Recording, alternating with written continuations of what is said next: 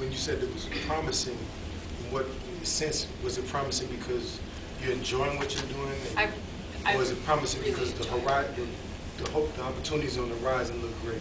Both. Oh. Yeah, I really enjoy what I'm doing, and I do know that if I keep at it, and if I'm motivated to succeed, then I can pay that back money, and I don't have to be so stressed about it. If that makes sense. How much do you think like that work experience that you got before helped you get into the program, and just like the other people that are in the program, and like how much work experience do they have?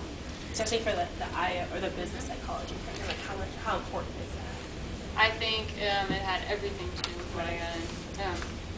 Honestly, I mean the prereqs, yeah, but like they in grad school in psychology specifically, they want you to see that you have research experience. I just read that actually, that link that I put on there at the very bottom. It's very long, and you're like, oh, I don't want to type all this in. That one, it'll say on there that it talks about the emphasis of research in psychology. So having some sort of exposure to that, and that could mean for you just going to your psych department and saying, hey, are you undergrad psych then?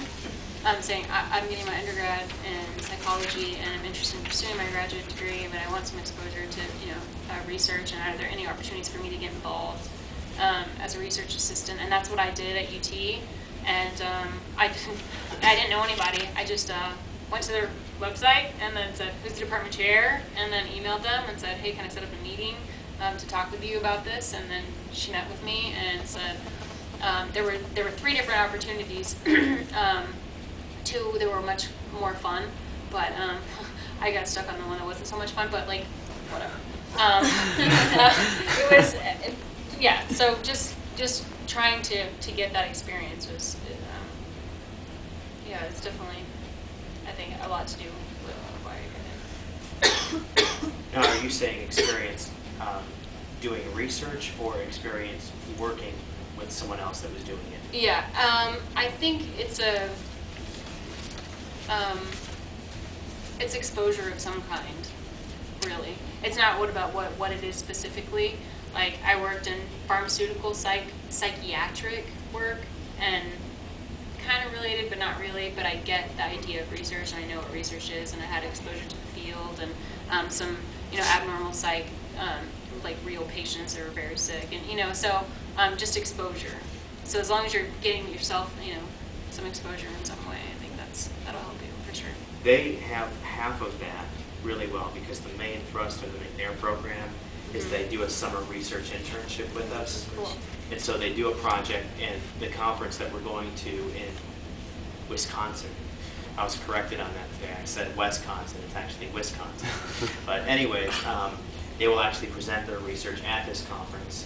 So not only have they done a project, but they presented at a national academic conference, which looks really good on a resume when they apply to a graduate program. And so I hear you saying that's very valuable. In addition to that, what you're saying also is it's valuable to have work experience related to what you're applying. Is that kind of your question? Okay. Okay. Yeah, related. Doesn't have to be doing exactly. I mean, the chances that you're going to be able to do exactly what it is you want to do are pretty low, but having some sort of exposure and doing some of the stuff, like I said, it's not so much fun, but gives you the exposure, and it's a resume builder. And while some people tell you resumes are crap, like they're crap in some ways, and then they're also very important. So it's twofold. So you kind of have to like be able to put yourself out there and meet people, and you have to actually show that you have to compensate, or like, I don't know how to say what I'm thinking.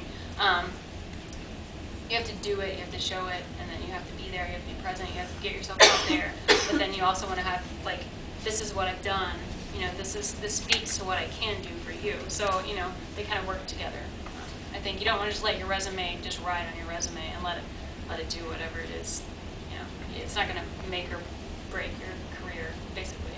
And you can figure out a way to tie something that's vaguely related to whatever it is that you're trying to do. Yeah, not lying, but tying, like you said, research, psychiatric might be different, but it's still research. Yeah, exactly. When you talk about the I'm No, sorry. go ahead, Lara, go ahead, you go ahead. sure? Yeah. Trying to explain that. The less common and competitive, what do you mean?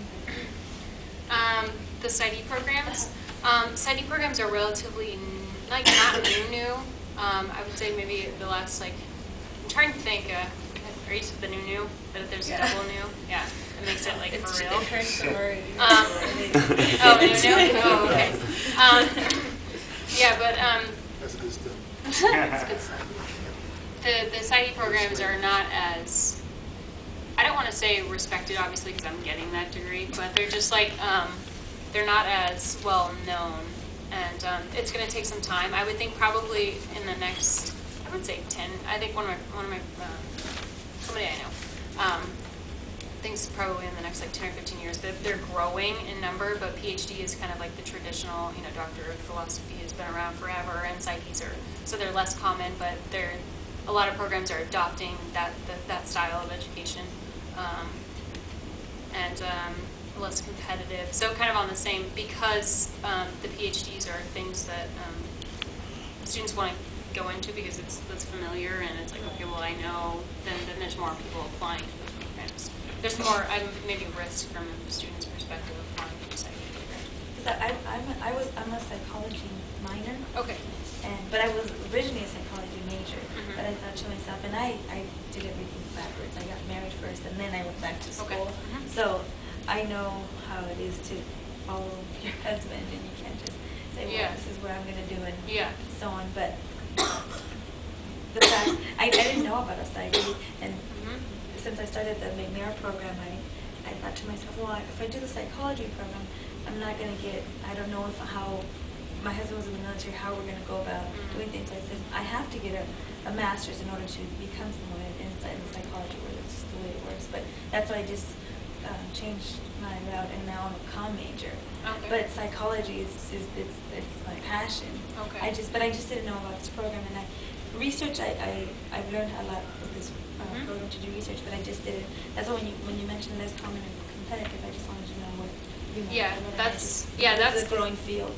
Yeah, exactly. It's a growing field, and especially with like my program is only 6 years old, so there's a lot. I mean, it's cool because you're like entrepreneur and like innovation, and we're growing the program and we're shaping it, and then at the same time, it's like they're still trying to figure out. They're getting their feet wet, and they're trying to find their grounding and where they stand and what they should change and what they should add. Or like what they should add, what they should take away.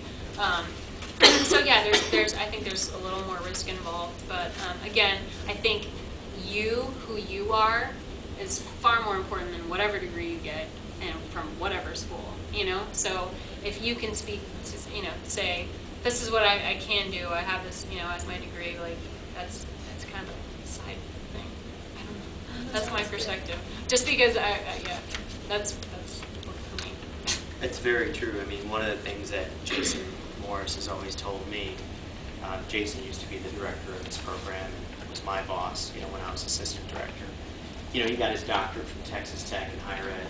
It's not the most prestigious school in the country, but he got his doctorate there and has moved up in his career at ACU and has been able to do a lot of things. And he's been very productive. He's gotten a lot of publications. He has been a Fulbright scholar 2 times. And he's going to be going to Hungary to do some research for his Fulbright scholarship.